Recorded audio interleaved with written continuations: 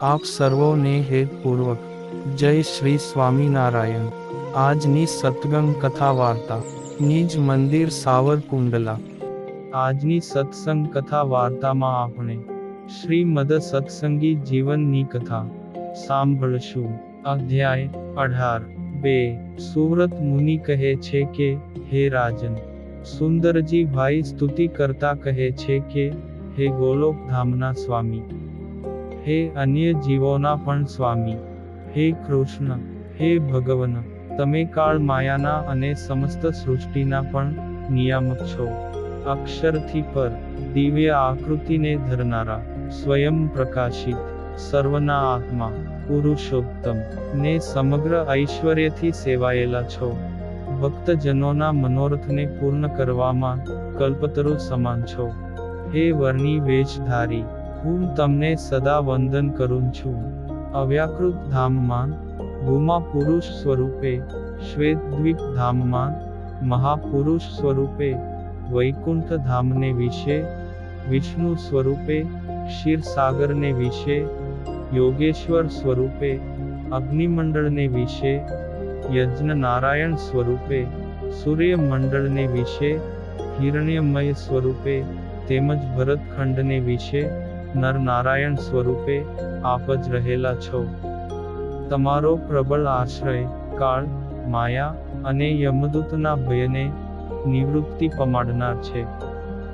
તે ધામમાં રહેલા પાર્ષદો અણિમાદિક ઐશ્વર્ય અને રાધા રમાદિક શક્તિએ સહિત આ પૃથ્વી પર મનુષ્યના કલ્યાણને અર્થે કરુણા કરીને મનુષ્ય સ્વરૂપે પ્રગટ થયા છો। તથા યોગ સમાધિને વિશે પોતાના આશ્રિતોને અનેકવિધ દિવ્ય મૂર્તિઓના દર્શન કરાવો છો। આપની શોભા અપૂર્વ છે। સુવ્રત મુનિ કહે છે કે, હે રાજન, ઉદાર બુદ્ધિમાન સુંદરજી ભાઈ સુથારે શ્રી હરિનું ભાવભીનું સ્વાગત કર્યું, અને ફરી નમસ્કાર કરીને પોતાના ભાઈ તેમજ પુત્ર વગેરે પરિવારજનો પાસે યથાવિધિ શ્રી હરિની જુદી જુદી પૂજા કરાવી। તેમના સંબંધીજનોએ પણ ભાવપૂર્વક ભગવાન શ્રી હરિની અનેક ઉપહારોથી પૂજા કરી। તે સર્વેએ શ્રી હરિનો પ્રત્યક્ષ પ્રતાપ નિહાળ્યો હતો, તેથી તેઓ ભિન્ન ભિન્નપણે સ્તુતિ કરવા લાગ્યા। હે હરિ, તમે પાખંડ ધર્મનું ખંડન કરો છો, વિશુદ્ધ બુદ્ધિને શોભાવો છો, ક્રોધે સહિત લોભનો નાશ કરો છો, રસાસ્વાદની આસક્તિને તોડો છો, કુસંગનો સંગ કરતા પુરુષોને શિક્ષા કરો છો, અભિમાનીઓના અભિમાનને તોડો છો, કુમાર્ગના મૂળને ઉખેડો છો, કામદેવે સહિત મોહના મૂળને ઉખેડો છો। હે ઈશ, તમે જ આ વિશ્વનું કારણ છો, શરણાગત જીવોનો ઉદ્ધાર કરો છો, પોતાના ભક્તજનોના અંતઃશત્રુઓનો વિનાશ કરો છો, સમગ્ર ધર્મને ધારણ કરો છો, ષડૂર્મિઓનું શમન કરો છો, વિકારના હેતુભૂત પંચ વિષયની વાસનાનું નિવારણ કરો છો, કૃપા રસને વરસાવો છો, સર્વેના દુઃખને દૂર કરો છો। હે ધર્મ ધુરંધર શ્રી હરિ, તમારો વિજય થાઓ, વિજય થાઓ। સાધુ બ્રહ્મચારીઓ પોતાના મસ્તકને ઝુકાવી નિર્માની ભાવે તમારી સેવા કરે છે। સુંદરજી ભાઈના સુંદર ભવનમાં તમે વાસ કરીને રહ્યા છો। તમારું સ્વરૂપ લોકથી વિલક્ષણ છે। તમે જ્ઞાનનો બોધ આપવામાં વિચક્ષણ છો। 16 ચિહ્નોના લક્ષણથી તમારે વિશે પરમાત્માપણાનો બોધ થાય છે। તમે ભક્તજનોનું રક્ષણ કરો છો। તમારા નેત્રો કમળના પત્ર સમાન શોભી રહ્યા છે। તમારી ગજગતિ ચાલ સર્વના મનને હરી લે છે। નિર્માની સાધુઓને આનંદ ઉપજાવો છો। તમને વંદન કરવા માત્રથી સુખની પ્રાપ્તિ થાય છે। તમે ભક્તોના બંધનોને તોડો છો, સમસ્ત પાપોને પ્રજાળો છો। તમારા નામોચ્ચારણ માત્રથી જ્ઞાનદીપ પ્રજ્વલિત થાય છે। તમે સદબુદ્ધિમાન મનુષ્યને પ્રસન્ન કરો છો. કુમાર્ગનો વિનાશ અને સન્માર્ગનું પોષણ કરો છો. સાધુ પુરુષોના આભૂષણ સ્વરૂપ છો. નિત્ય નિરંજન છો. મુક્તોને રંજન કરાવો છો.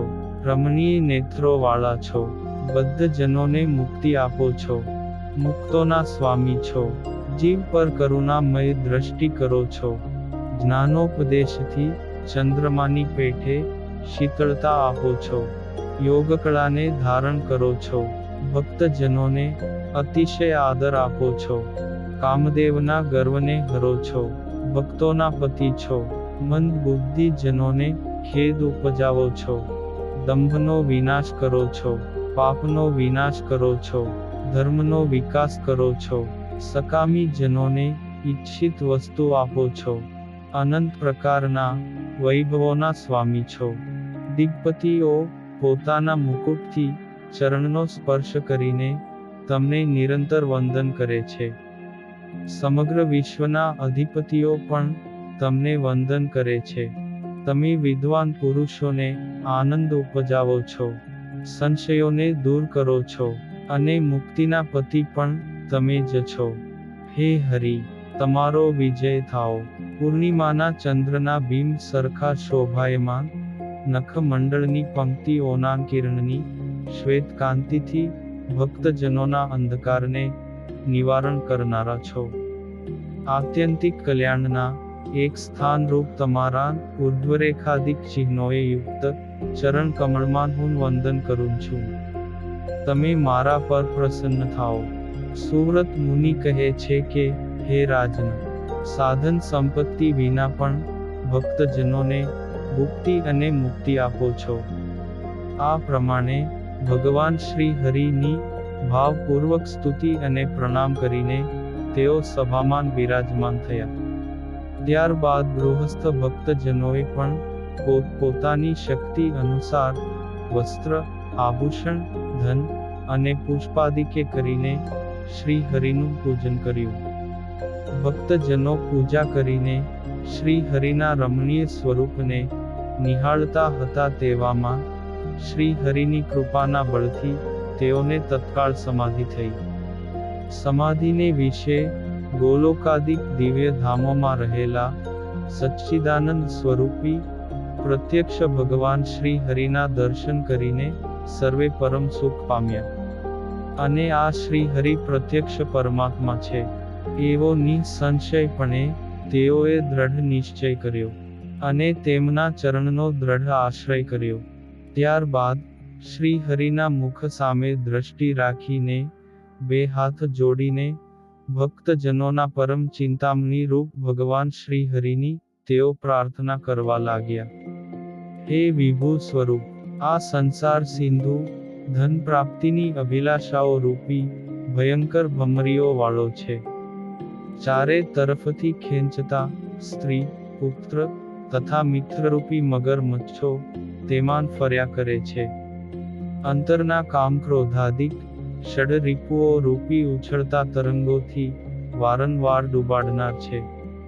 આ પ્રકારના સંસાર સિંધુમાં સદા પરિભ્રમણ કરવાથી ખેદ પામતા મનુષ્યોના મનુષ્ય દેહ રૂપી નૌકાના તમે કર્ણધાર છો.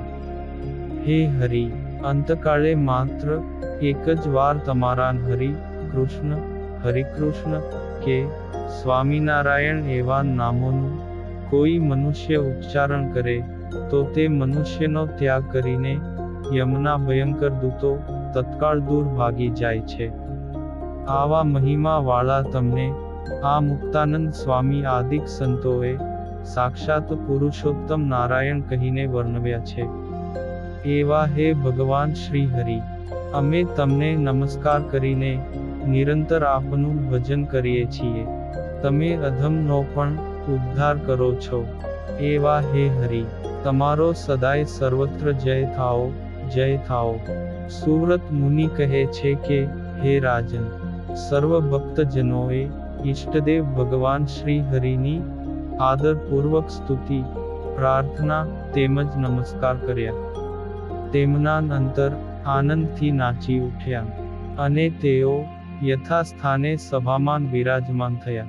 ભગવાન શ્રી હરિએ ભક્તજનોએ અર્પણ કરેલા જે કાની વસ્ત્ર, આભૂષણ, ધન વગેરે હતું તે બધું તે જ ક્ષણે બ્રાહ્મણોને દાનમાં અર્પણ કર્યું. ભગવાન શ્રી હરિનું મહાદાન જોઈને તેનો દ્વેષ કરતા અસુરો હતા તે પણ વિસ્મય પામ્યા. અને એમણે કોઈ દેવતાને વશ કર્યા છે તથા આ કોઈ મોટા પુરુષ છે એ પ્રમાણે માનવા લાગ્યા.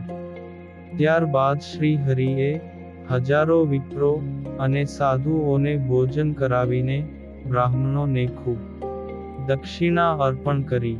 હે રાજન, આ પ્રમાણે ક્ષમા તેમજ દયાના મહાસાગર એવા પ્રત્યક્ષ પુરુષોત્તમ નારાયણ ભગવાન શ્રી હરિના દર્શન, પૂજન અને સેવા કરીને ભુજ નગરના ભક્તજનોએ પોતાના મનુષ્ય જન્મને સફળ કર્યો.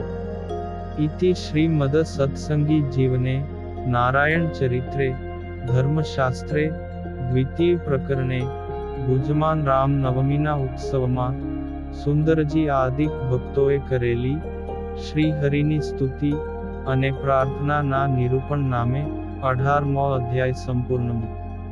અને હવે પછીની કથા વાર્તા આપણે આગળના ભાગમાં સાંભળશું. અત્યારે આપ સર્વોને ભાવથી જય શ્રી સ્વામિનારાયણ.